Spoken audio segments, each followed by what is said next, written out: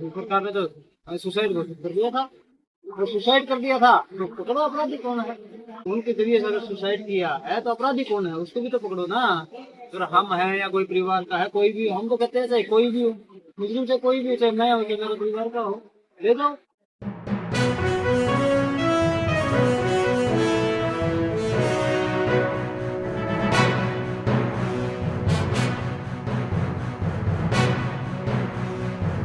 दोस्तों नमस्कार, प्रथम गूंज देख रहे हैं आप। मैं हूं आपका दोस्त विवेक और इस वक्त मैं बैठा हूं भिवानी लघु सचिवालय में।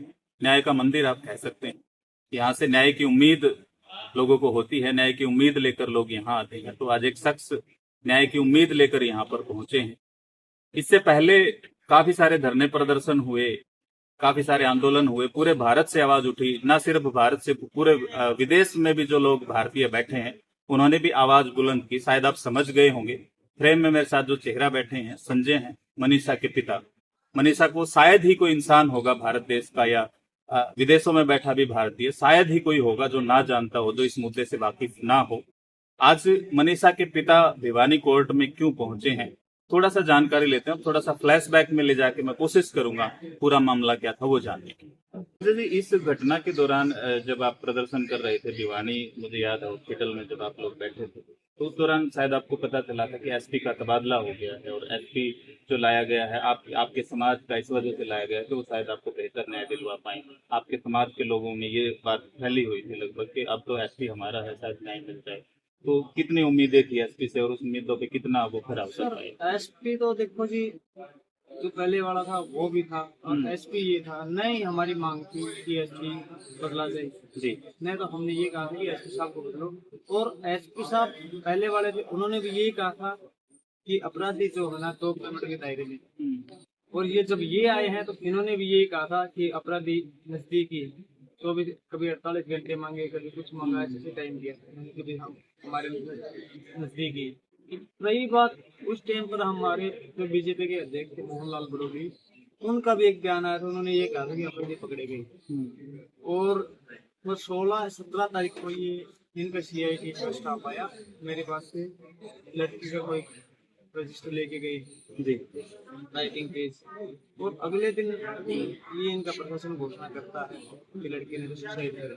अच्छा, सुनने में ये भी आया था कि जो सुसाइड नोट वायरल हुआ था एसपी ने भी उस पर मोहर लगाई और ये कहा तो ये तक भी जा रहा था कि संजय ने ये बात कबूल की है कि ये मेरी बेटी का ही बेटी की ही राइटिंग। हमारे को तो पता ही नहीं लगा अगर सुसाइड नोट कहाँ से लाए हैं, कहाँ था कहाँ नहीं था। अगर सुसाइड नोट होता तो प्रशासन पहले ही देता, मौके वारदात को दे देता। इसमें कोई कोई चोरी छिपे थोड़ी नहीं थी, ये तो स्पष्ट दिखती है। अगर कोई है चीज तो उजागर कर दो, तो ये लो। और रही बात उस सुसाइड नोट को कौन मान जाएगा? जिस तरीके से बच्चे की हत्या की गई है वो आत्महत्या है नहीं, हो ही नहीं सकती। गला काटना, चेहरा जलाना, तो छोड़ तो नहीं रखा कुछ भी, वो कौन मान जाएगा? ये 36 बिरादरी के भाईचारे ने साथ दिया है, ये सारे समाज ने साथ दिया है, किसी ने नहीं कहा कि ये सुसाइड है। मैं कैसे मान जाऊँ? अच्छा, नायब सैनिक का एक बयान मुझे याद आ रहा है, वो कहीं प्रेस कॉन्फ्रेंस में कह रहे थे कि मनीषा हमारी बेटी है और उसको न्याय दिलाना हमारा फर्ज है। हम किसी हद तक भी जाकर उनको न्याय दिलाएंगे, उनके जो दोषी हैं उनको पकड़ेंगे। श्रुति चौधरी ने भी सेम बात दोहराई थी, आपके किसी धरने पे शायद वो आई। तो कितना कुछ उनकी तरफ से प्रयास हुआ क्या? सर उस टाइम पर तो हालात ही ऐसे थे, उस टाइम तो चाहे कुछ भी मांग रखते थे वो मानते, क्योंकि जनता की ताकत थी। 36 बिरादरी का भाईचारा साथ खड़ा था, आज भी 36 बिरादरी का भाईचारा ही खड़ा है, इसलिए हम ये लड़ाई लड़ रहे हैं। नहीं तो सरकार की तरफ से या प्रशासन की तरफ से तो हमारे कुछ मिला ही नहीं है। सरकार की अगर मंशा साफ होती तो आज 10 महीने हो गए हमें दर के पूरे खाते हुए। सांस का जो टाइमिंग था, जो सीबीआई की जांच की प्रक्रिया थी, वो टाइमिंग पूरा हो चुका है, फिर भी खुलासा नहीं हो रहा है। कभी अफसर बदल देते हैं, कभी कुछ कर देते हैं। तो ये मंशा तो हमारी तो नहीं है, ये तो सरकार के हाथ में। सरकार अगर चाहे करवा सकती है। बीच में आपके चेहरे पे थोड़े ऐसे भाव दिखे थे कि शायद सीबीआई मतलब उस पड़ाव तक पहुंच गई है, जल्दी खुलासा हो जाएगा, ऐसे मतलब आपके चेहरे के जो मोमेंट थे वो बता रहे थे। तो सीबीआई से क्या आपकी बातचीत हुई लास्ट बार? उन्होंने क्या कुछ इनपुट बताया? उस टाइम हुई थी साहब बातचीत, वो जो सीबीआई का जो अफसर था उन्होंने कह दिया कि भाई हाँ, हम लगभग नजदीक हैं और जल्द ही खुलासा करेंगे। और उसके बाद में सबसे ज्यादा तबादला इस अफसर को हटा दिया, दूसरा अफसर आ गया। दूसरा अफसर आने के बाद वो करता है अभी इन्वेस्टिगेशन चल रहा है, अभी कैमरों की रिपोर्ट नहीं आई है, कभी कुछ नहीं आया है, और वहाँ दिक्कत आ गई है। अब कभी कहते हैं कि जून में करेंगे, कभी कहते हैं कि मैंने स्टेटस रिपोर्ट लगाई है उसका, वहाँ 14 अगस्त की डेट देखी गई है, 14 अगस्त। संजय जी, दरअसल ये सरकार है ना, बेटी बचाओ के नाम पे बड़े बड़े दावे करती है, बड़े बड़े नारे की सरकार ने दिए हैं। दरअसल आपकी बेटी के साथ जो कुछ हुआ है, सीबीआई से बड़ा वैसे कुछ नहीं माना जाता, तो ये मतलब कोई प्रभाव काम कर रहा है, किस वजह से उनको न्याय नहीं मिल पा रहा, क्या सोचते हैं आप? कोई ना कोई तो प्रभाव काम कर ही रहा है। देखिए हमारे देश की सबसे बड़ी एजेंसी है और सारी चीज हो चुकी है, फिर भी इसके सब खुलासा नहीं हो रहा है। कहीं ना कहीं तो कोई ना कोई तो दबाव होना है। नहीं तो इतनी बड़ी एजेंसी, टाइम मांग के गए हैं, टाइम पीरियड पूरा हो चुका है, तो फिर भी खुलासा नहीं हो रहा, तो कोई ना कोई तो राजनीतिक दबाव है। अच्छा, मुख्यमंत्री से जो आपकी मुलाकात हुई तो थोड़ा सा उस बारे में बताएं, वो उस दौरान क्या मुख्यमंत्री ने आश्वासन दिया और कहाँ तक वो आश्वासन पहुंचा? उस आश्वासन को तो बीतते हुए 10 महीने हो गए थे, 8-9 महीने हो गए। मुख्यमंत्री साहब से तो हमारी यही बात हुई थी कि उन्होंने कहा, मैंने न्याय के लिए गोली फैलाई थी उनके आगे, और उन्होंने कहा था कि भाई मैं बेटी समाज की थी, हमारी भी बेटी थी, मैं इसको न्याय दिलाऊंगा। और उसके बाद तो कोई बात ही नहीं है जी, किसी के पास में जाए कुछ नहीं है, कोई कहता ही नहीं है कि न्याय होगा नहीं होगा, वो कहते हैं सीबीआई देगी जी, सीबीआई देगी। अच्छा, आपके एरिया के ही जो दुकानदार थे जिनसे जहर खरीदा, इस तरह की बातें भी सामने आई, तो उन्होंने कैसे हाँ कर लिया, वो सब कैसे हुआ? वो तो जी आज आपको ले जा करके पुलिस प्रशासन प्रताड़ित करेगा या लालच देगा तो आप क्या नहीं मानोगे। वही बात हुई है, पहले दिन तो वही दवाई वाला ना कर रहा था, अगले दिन उसे उठा के ले आए हैं, कुछ के मारा हो गया, जैसे भी कुछ किया वो हाँ बताया। मगर कौन दवाई वाला एंट्री करता है? इतनी बड़ी बड़ी दवाइयां हैं हमारे वहाँ डिगांव मंडी के अंदर, इतनी बड़ी बड़ी दवाइयों की दुकान है, कोई भी जाकर के एंट्री नहीं करता।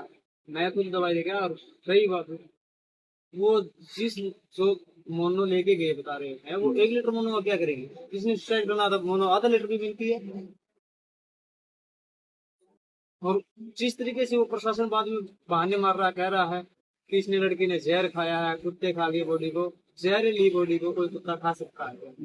पहले बात तो वैसे ही नहीं लगता कुत्ता बॉडी के नजदीक, अगर मोनो खाए और वो तो डेड बॉडी क्यों नहीं दिखती? वो तो कह रहे हैं कि जहर खा रखा है, न ही तो उसने जहर खा रखा था, न ही कुत्तों ने खाया है। उस लड़की को सिर्फ मारा गया, गिट्टी काटी गई है और उसके अंग भी निकाले गए होंगे, वो तो पोस्टमार्टम की रिपोर्ट बताई थी। ठीक है, अब हम तो डॉक्टर तो है नहीं, मगर मारने का मकसद यही था कि जिस तरीके से उसकी बेटी काटी गई, तो कुछ ना कुछ शायद 3-4 पोस्टमार्टम रिपोर्ट भी इसकी आई, तो थोड़ी मोटी संतुष्ट आपको कौन सी पोस्टमार्टम रिपोर्ट है जो कर रही है? पोस्टमार्टम एम्स की रिपोर्ट है जो संतुष्ट कर रही है, या थोड़ी बहुत भी आएगी तो चेक की जाएगी बिल्कुल। अच्छा, मनीषा के आप पिता हैं, एक पिता जानता होता है उसकी बेटी के क्या सपने थे, क्या थे, तो मनीषा किस तरह की बेटी थी और उसकी आंखों में क्या बनने का सपना था, क्या करना चाहती थी? मनीषा का सपना बहुत बड़े है, वो पढ़ लिख करके बहुत बड़ी। अच्छा, कोई भी इस तरह की घटना होती है ना, तो फोन एक अहम सुराग होता है, तो फोन के बारे में थोड़ा सा बताएं, उनका फोन कहीं मिला था या फोन से कुछ जानकारी पुलिस जुटा पाई है, सब कुछ पता हमें नहीं बताया गया है, पुलिस प्रशासन ने कुछ नहीं बताया है कि फोन मिला है या नहीं मिला है, हमें ये नहीं बताया कि लास्ट चौबीस कहाँ हमें नहीं बताया गया। अच्छा, हरियाणा की जनता आपको देख रही है, कोई खास अपील, कोई मार्मिक अपील आप करना चाहते खास अपील यही है जी, मैं पूरी छत्तीस बिरादरी के साथ हाथ जोड़ के अपील करता हूँ कि 29 तारीख को मैं भिवानी डिस्ट्रिक्ट करूँगा और पूरे हरियाणा प्रदेश की जनता से अपील करता हूँ कि इस बेटी की न्याय की लड़ाई में मेरा साथ।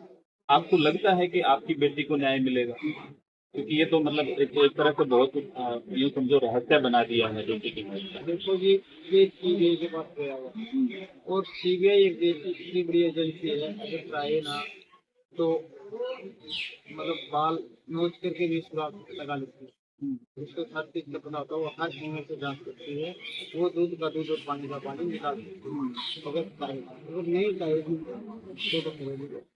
अब सरकार से जुड़े लोग हैं, उनकी हमसे बात होती है तो यूँ कहते हैं कि सीबीआई से बड़ा तो कुछ होता ही नहीं। तो अब संजय क्या मांग रहे हैं? सीबीआई को जांच सौंप दी गई है। तो सीबीआई को तो जांच सौंपी नहीं गई है, वो मनवाई गई है जबरदस्ती जनता ने।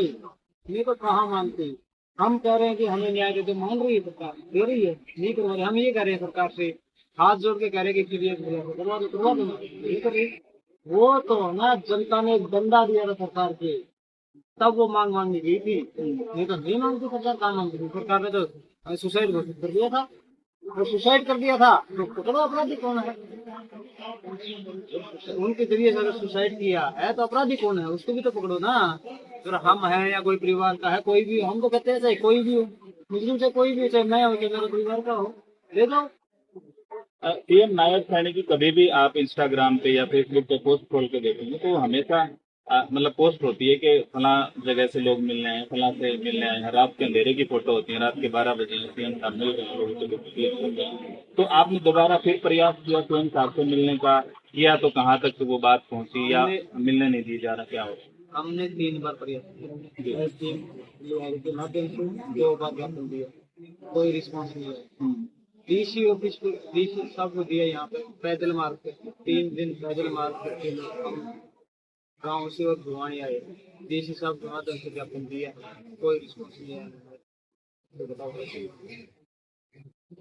लगभग 1 साल होने को है, तो परिवार अब किन हालातों में अपना गुजर बसर कर रहा है? एक नॉर्मल परिवार से शायद आप लोग आते हैं, साथ में न्याय की लड़ाई और फिर घर का काम चलाना, कैसे ये कोई सब गुजर adjust हो बसर रहा है? नहीं है, बस जिंदा बात पड़ा हुआ। कोई बात ये है कि बेटी के न्याय के लिए लड़ाई लड़ रहे हैं, आगे उम्मीद कर लड़ते रहेंगे बेटी के न्याय के लिए। तो संजय ने ठान लिया है कि 29 तारीख को वो लाजमी यहाँ पे बैठेंगे और हुक्म करेंगे। बिल्कुल ये ठान लिया है। 1 साल लगभग होने को है, तो अब मनीषा के पिता की आंखों में इस टाइम पे क्या चल रहा है? मतलब जो भाव है आपके दिल में? भाव तो यही है कि बेटी को न्याय मिले और पूरी समाज की बेटी है, पूरा समाज ये चाहता है कि बेटी को न्याय मिले और जो अपराधी आने वाले टाइम में और बेटी आज इस बेटी को न्याय नहीं मिला तो ये अपराधी फिर कोई ना कोई किसी न किसी जिंदगी की बेटी को मारेंगे। तो उम्मीद यही करते हैं वो अपराधी से कोई भी, चाहे मैं चाहे मेरे कोई रिश्तेदार, संजय जी, आप भिवानी से आते हैं और भिवानी की बेटियों को ये सरकार बहुत ज्यादा मानती रही है। भिवानी की बेटियों के साथ नरेंद्र मोदी की सेल्फी आई है, वक्त वक्त पे फिल्में बनी हैं हमारी बेटियों के नाम पे। तो मनीषा का ऐसा क्या दुर्भाग्य रहा और क्या मानते हैं आप अगले टाइम में आपको, मतलब नरेंद्र मोदी के साथ भी शायद आपकी मीटिंग हो सकती है, जंतर मंतर पे जाकर आप अपनी आवाज?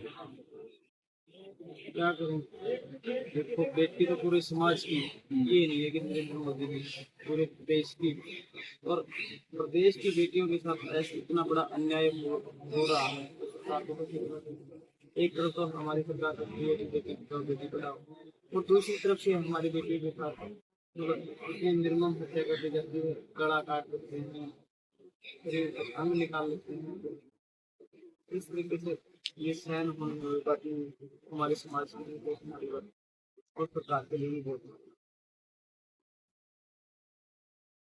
दोस्तों, भावुक होना लाजमी है, और जब एक बाप की बेटी इस तरह से घर से जाती है और शाम तक जब वापस ना लौटे, उनके दिल पे बीत रही होगी, संतुष्टि नहीं हो पा रही, तो आप बाखूबी समझ सकते हैं इनके आंखों में जो दर्द इस वक्त है। आपको इस वीडियो के बारे में क्या कुछ लगा, आपके दिल में इस वक्त क्या भाव चल रहे हैं, कमेंट बॉक्स में जरूर बताएं। वीडियो को आगे से आगे शेयर कर दें। धन्यवाद।